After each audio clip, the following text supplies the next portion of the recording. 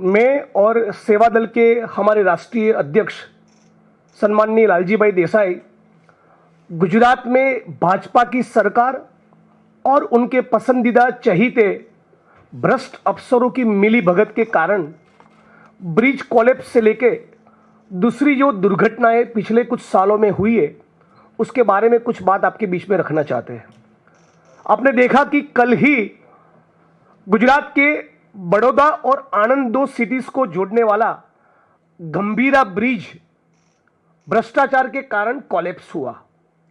बार बार बड़ौदा की, पादरा तहसील की, आणंद की आम जनता पुकारती रही, गुहार लगाती रही, सोशल मीडिया में अपने वीडियोस बनाकर उसको वायरल करती रही कि प्लीज कृपया इस ब्रिज का मरम्मत करवाइए। हमारे एक्स पीसीसी चीफ और अभी विरोध पक्ष के नेता माननीय अमित चावड़ा जी ने भी 2 बार पत्र लिखे, सरकार की नोटिस पर इस मामले को लाए। सरकार को बार बार उन्होंने भी विनती किया कि इस बात का कॉग्निजेंस लीजिए, ये ब्रिज की मरम्मत की जरूरत है, कोलैप्स हो सकता है, जाने जा सकती है। उसी प्रकार से हर्षद सिंह परमार नाम के ग्राम पंचायत के एक सदस्य ने 4 अगस्त 2022 के दिन भी पत्र लिखा था कि यह ब्रिज कोलैप्स हो सकता है, बहुत जर्जरित परिस्थिति में है, आप इस बात का संज्ञान लीजिए। फिर भी भाजपा की सरकार ने और आरएनबी के अफसरों ने एक न सुनी, जिसका नतीजा यह है कि कुछ मिनट पहले ही कलेक्टर महोदय ने ऑफिशियली अनाउंस किया कि अब तक 16 लोगों की मृत्यु हुई है और 7 लोग अभी तक लापता है। ब्रिज कोलैप्स होने के करीब 50-55 मिनट तक सोनलबेन पडियार नाम की एक महिला गिड़गिड़ाती रही कि प्लीज रेस्क्यू करिए, मेरे बेटे को कोई बचाइए, मेरा बेटा डूब गया है, मेरे परिवार के सदस्य जीवन मरण के बीच में है, कृपया उनकी मदद करिए। मछुआरे जो लोकल वहां पर मौजूद थे उन्होंने रेस्क्यू का काम किया। बाद में तंत्र करीब 55 मिनट 1 घंटे के बाद पहुंचा। इसी प्रकार से करीब 3 साल पहले, जैसा कि आप जानते हैं कि मोरबी में ब्रिज कोलैप्स हुआ, उसकी भी पहले सूचना दी थी। उसके बारे में भी आम नागरिकों ने और कुछ अफसरों को पता था कि यह ब्रिज कोलैप्स हो सकता है, उसमें उसको वर्किंग कंडीशन में नहीं लाया जा सकता। लेकिन फिर भी सरकार ने, लोकल एडमिनिस्ट्रेशन ने कुछ न सुनी।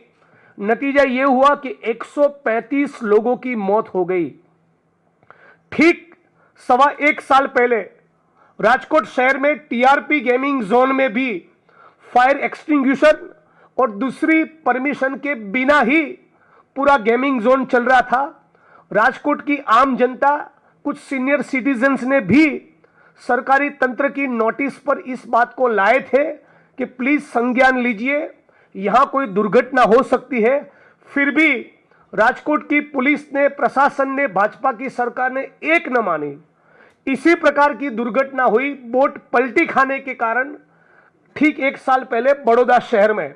वहां पर 14 लोगों की इंक्लूडिंग मासूम बच्चे मौत हो गई। डीसा में 2-4 महीने पहले फैक्ट्री में लगी आग में 20-22 लोगों की मौत हो गई। आज इस प्रेस कॉन्फ्रेंस के माध्यम से पूरे मुल्क की जनता के सामने ये बात रखना चाहते कि गुजरात की भाजपा सरकार ने तय किया है, गुजरात आइए, दुर्घटना का हिस्सा बनिए, मरिए, 4 लाख रुपए का कॉम्पेंसेशन आपके लिए रेडी रखा है, जाके ले जाओ। गुजरात में मानो आम जनता के जीवन की कीमत केवल 4 लाख रुपए है। मोदी जी विदेश में भी ढोल नगाड़े बजा रहे, मस्ती कर रहे, और यहां पर गुजरात के बेगुनाह नागरिक मर रहे।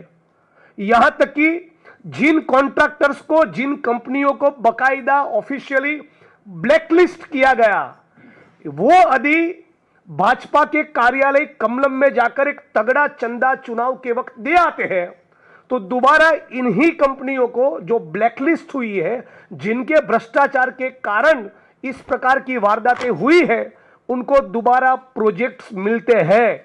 मतलब कि आप मरते रहो, हमारे पेट का पानी नहीं हिलेगा, इस प्रकार का गुजरात की भाजपा सरकार का रवैया है। और कम से कम 16 वारदातें ब्रिज कोलैप्स की पिछले 4 सवा साल के दौरान हुई है। इन 16 वारदातों में से गुजरात के मुख्यमंत्री भूपेंद्र पटेल को, गुजरात की भाजपा सरकार को इस मंच पर से चैलेंज देता हूं, एक आदमी साबरमती सेंट्रल जेल की सलाखों के पीछे गया हो, कृपया आप पब्लिक डोमेन में उसका नाम लाइए, उस एक आदमी का नाम बताइए जो इस प्रकार के भ्रष्टाचार के कारण, भ्रष्टाचार के केसेस में इन्वॉल्व हो, जिसके फर्जीवाड़े के कारण ब्रिज कोलैप्स हुए हो, ये दुर्घटनाएं अंजाम हुई हो और इसे एक व्यक्ति को सजा हुई हो। इन 16 में से एक भी मामला ऐसा नहीं है। तो आज हम लोग इस प्लेटफॉर्म से मांग करते हैं कि न केवल हाल में जो घटना हुई, बड़ौदा आनंद को जो गंभीरा ब्रिज जोड़ता था, वो जो ब्रिज कल कोलैप्स हुआ, केवल वो नहीं, ये 16 ब्रिज जो कोलैप्स हुए, इन 16 के 16 मामलों में जिसकी इंटेग्रिटी पर सवाल न हो, आज भी जिसका ईमान थोड़ा बहुत कायम है, ऐसे 4-5 अफसरों की एसआईटी का गठन हो और उनको जांच दी जाए। अब तक क्या हुआ है, इन 16 में से कुछ मामलों में मुकदमे दर्ज हुए, चार्जशीट हुई, राजकोट के अग्निकांड का मामला हो, बड़ौदा में बोट पलटी खा गई, बच्चे मर गए, वो हरणीकांड का मामला हो, टीआरपी गेमिंग जोन का मामला हो, या मोरबी ब्रिज कोलैप्स का मामला हो, या सूरत में तक्षशिला का मामला हो, जो पुलिस के अफसर शराब के अड्डों में से, जुओं के अड्डों में से, बड़े बड़े लैंड डील में से और ड्रग्स के काले कारोबार में से तगड़ी कमाई करते हैं, जो भाजपा के इशारों पर नृत्य करते हैं, जो चुनाव के वक्त भाजपा को जिताने की सुपारी लेते हैं, ऐसे ही compromised, spineless, corrupt to the core अफसरों को इन तमाम मामलों की जांच दी जाती है। मतलब कि जब तक कि मीडिया का और कांग्रेस पार्टी का एक विपक्ष के तौर पे प्रेशर है, तब तक कुछ दिन लीपापोती होगी, या हाईकोर्ट ने डंडा मारा, या कुछ डायरेक्शंस हुए, तब 2-5 लोगों की गिरफ्तारी होगी। वो केवल छोटी मछलियों की गिरफ्तारी होती है। बड़े मगरमच्छ जिनके तार कमलम और भाजपा से जुड़े हैं, इन बड़े मगरमच्छों को छोड़ दिया जाता है। यह गुजरात की परिस्थिति है। तो मैं दोबारा ये बात दोहराना चाहूंगा, गुजरात के मुख्यमंत्री यदि इन 16 मामलों में नॉन करप्ट, जिसकी इंटीग्रिटी इंपेकेबल है, जिनका ईमान कायम है, जो ठीक से जांच करने के लिए सक्षम है, यदि ऐसे अफसरों की जांच टीम का गठन नहीं करते, तो हम लोग आने वाले दिनों में सड़क पर उतरकर यह मांग करेंगे कि आरएनबी के जो प्रिंसिपल सेक्रेटरी है, वो आरएनबी डिपार्टमेंट मुख्यमंत्री के पास है, इसलिए मुख्यमंत्री और इन तमाम मामलों में लीपापोती करने के लिए जो एक्सपर्ट है, वो गुजरात के गृह मंत्री, इन दोनों के इस्तीफे की हम लोग इस प्लेटफॉर्म से मांग करते हैं। आगे की बात लालजी भाई देसाई करेंगे।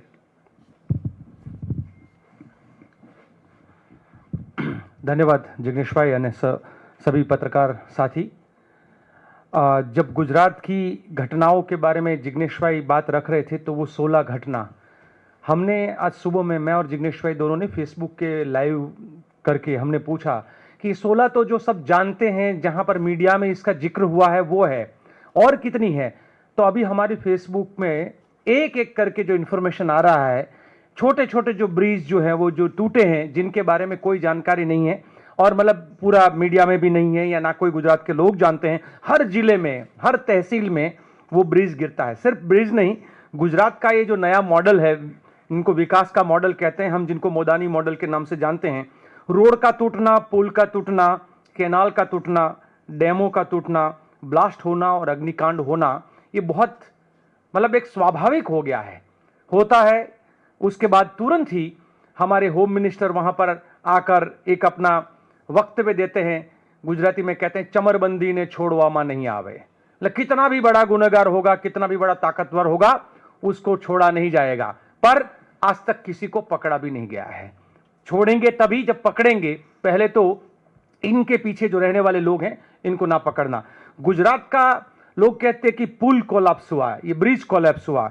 वहां ब्रिज सिर्फ कोलैप्स नहीं हुआ है, पूरा का पूरा गवर्नेंस कोलैप्स हुआ है, और उस तरीके से कोलैप्स हुआ है कि अगर आप देखें कि गुजरात की जो आज इमेज बन रही है लोगों के मन में, परसों मैं और भाई जिग्नेश दोनों राजकोट में थे, वहां पर 2 साल से काम चल रहा है, वहां पर हाईवे जो है, और वहां पर सब लोगों ने अपना चक्का जाम करके वो दिखाया कि रोड नहीं तो टोल नहीं। उस प्रकार के आंदोलन गुजरात में शुरू हुए हैं, उस प्रकार के लोग लड़ रहे हैं। तो वहां पर रास्तों का बिस्मार हालत होना एक आम बात बन गई। जैसे मॉनसून आता है, प्री मॉनसून प्लान वाले बात बड़ी बड़ी करते हैं कि इतने हम लोग 1,000 करोड़ रुपया इसके लिए, 1,000 करोड़ रुपया, उसके बाद स्थिति वहीं की वहीं है। तो ये पूरा सुशासन की बात करने वाले, सच में देखा है तो गुजरात में आज एक कुशासन है। और हम कहते हैं जब शासन ठीक ना चले तो उसको कुशासन कह सकते हैं, बट जब रक्षक भक्षक बने और शासक खुद निकम्मे निकले तो फिर उसको दुशासन कहते हैं। तो गुजरात का जो शासन है वो आज दुशासन की हद तक पहुंचा है। सिर्फ शासन की व्यवस्था का प्रॉब्लम नहीं है, इनकी मनसा का प्रॉब्लम है, इनकी नीयत का प्रॉब्लम है। और नीयत का प्रॉब्लम इसलिए है क्योंकि वहां पर गुजरात में जिस प्रकार से आप पूरा ब्यूरोक्रेसी और पॉलिटिशियंस है वो मिलकर, अभी आजकल वनडे में पहले टेस्ट मैच होता था, फिर वनडे और 2020, गुजरात में आजकल 2020 मॉडल चल रहा है। वो 2020 जो मॉडल है 20% नेताओं का और 20% ब्यूरोक्रेसी का, ये पूरा का पूरा जो भ्रष्टाचार का जो मॉडल है वो 2020 आज गुजरात में होने की वजह से, अग्निकांड नहीं होता तक्षशिला वाला, या अग्निकांड नहीं होता टीआरपी जोन वाला अगर वहां भ्रष्टाचार नहीं होता, ये ब्रिज नहीं गिरते अगर वहां पे भ्रष्टाचार नहीं होता। लगता है हर जगह पर एक पूरा का पूरा, और सब लोग कहते हैं कि टूटते रास्ते गिरते पुल, तभी तो सत्ता में खिलेगा फूल। तो ये जो सत्ता में कमल का फूल खिलाने के लिए उनको जो पैसा चाहिए, चंदा दो धंधा लो वाला, तो पूरा जो सिस्टम जो बना हुआ है गुजरात का, वो पैसों के आधार पे बना हुआ मॉडल है। इनको लगता है चुनाव आएगा, हम पैसा फेंकेंगे और हम चुनाव जीत जाएंगे, लोग रोते रहेंगे, लोग बोलते रहेंगे, एक हादसा होता है, कुछ दिनों की बात है। ये गुजरात का जो मॉडल है वो पूरी तरह से एक फेलियर मॉडल है, कोलैप्स मॉडल है, जिसको लेकर कई सारी और बातें हैं। जैसे हम लोग आज शायद उसका जिक्र ना करते हुए मैं कहूंगा कि इसके अलावा आप जब आगे जाके देखेंगे कि गुजरात में गरीब जनता के लिए अलग शासन व्यवस्था है, अमीर के लिए अलग शासन व्यवस्था है।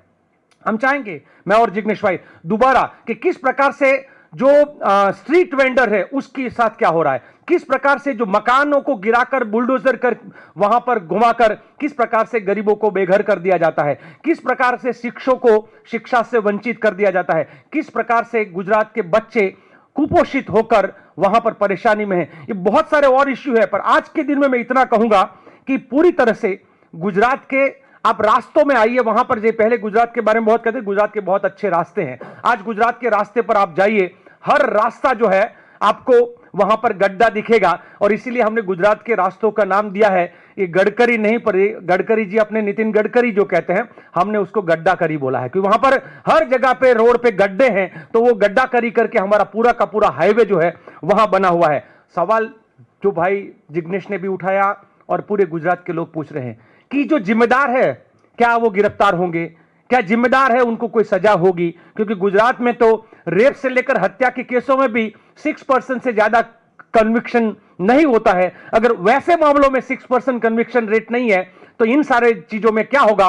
ये मुरबी पुल जो गिरा था उसका आरोपी है वो आज बाहर है, हरनीकांड का आरोपी आज बाहर है, तक्षशिला का आरोपी आज बाहर है, हर टीआरपी गेम जोन के आरोपी एक के बाद एक छूट रहे। तो ये पूरी तरह से गुजरात में गुनाह कितना भी करो आप नहीं पकड़े जाओगे, क्योंकि जिस दिन आपने वो गेरुआ अपने गले में पहन लिया आप तुरंत ही वहां से बरी हो जाते हो। और इसी मॉडल के खिलाफ हम लोग चाहते हैं कि मुख्यमंत्री खुद जवाब दे, और हमारे देश के प्रधानमंत्री और हमारे देश के गृह मंत्री दोनों गुजरात से हैं, तो ये गुजरात को किस दिशा में ले जाना चाहते हैं उसको लेकर भी उन्हें एक मीडिया के सामने आकर अपना जवाब देना चाहिए। धन्यवाद।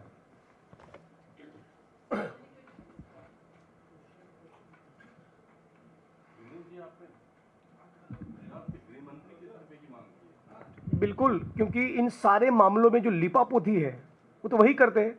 एफआईआर तो दर्ज हो जाता है, चार्जशीट भी होता है, लेकिन जो शराब के अड्डों में से, जुए के अड्डों में से, बड़े बड़े लैंड के स्कैम्स में से, ड्रग्स के कार्टेल में से जो कमा रहे हैं उन्हीं अफसरों को आप जांच दे रहे हो। आप सारे मामले देख लो, मतलब आप किसी को भी गुजरात में अप्रोच करोगे भाई 2-4 उन अफसरों का नाम दो जो किसी कीमत पर कॉम्प्रोमाइज नहीं करेंगे, तो ज्यादा नहीं तो 2-5 नाम आपको भी मिल जाएंगे।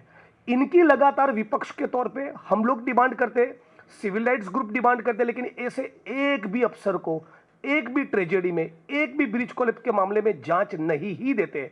मतलब कि डे वन, पहले दिन से यह तय हो चुका होता है कि लिपापोती होगी, मीडिया का प्रेशर है, विपक्ष का प्रेशर है, तब तक छोटी मछलियों की गिरफ्तारी होगी, बड़े मगरमच्छों को छोड़ दिया जाएगा।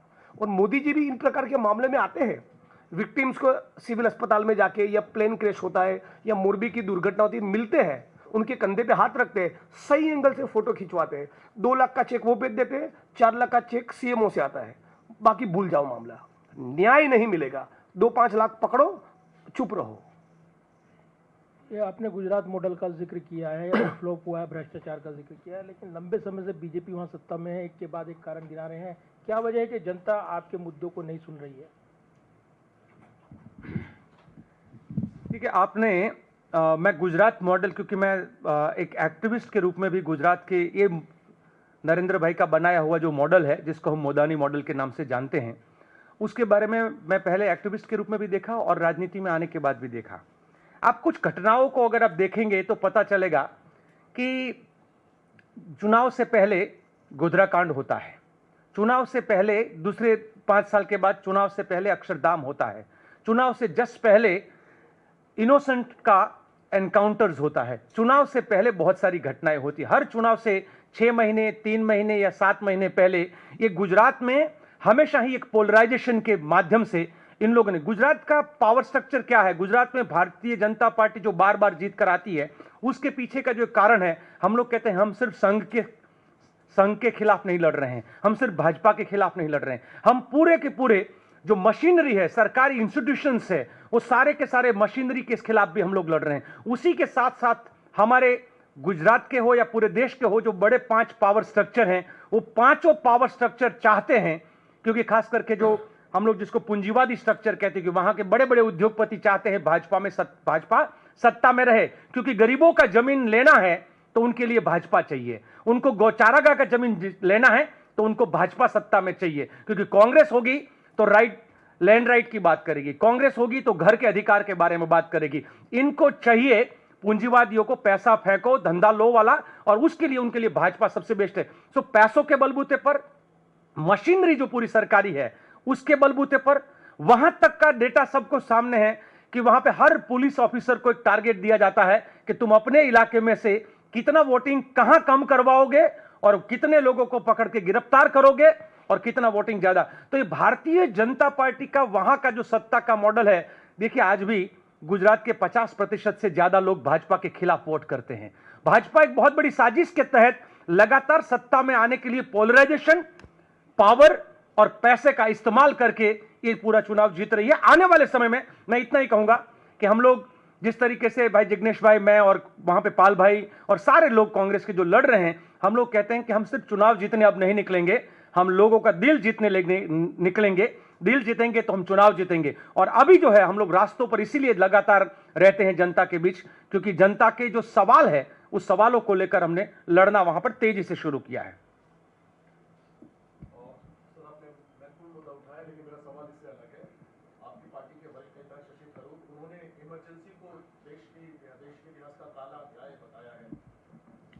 आज मैं इस मुद्दे पर कमेंट नहीं करूंगा।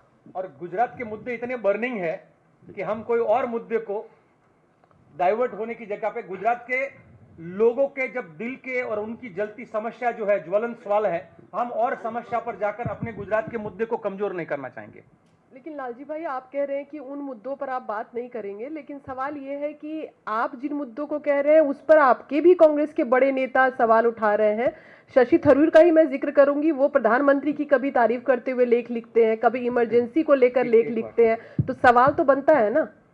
अघोषित कटौकटी के बारे में, अघोषित इमरजेंसी है, हम तो उसके बारे में चर्चा करेंगे। हम तो 25 साल से गुजरात के लोग शिकार हैं अघोषित इमरजेंसी के, क्यों ना हम लोग उसके बारे में चर्चा करें।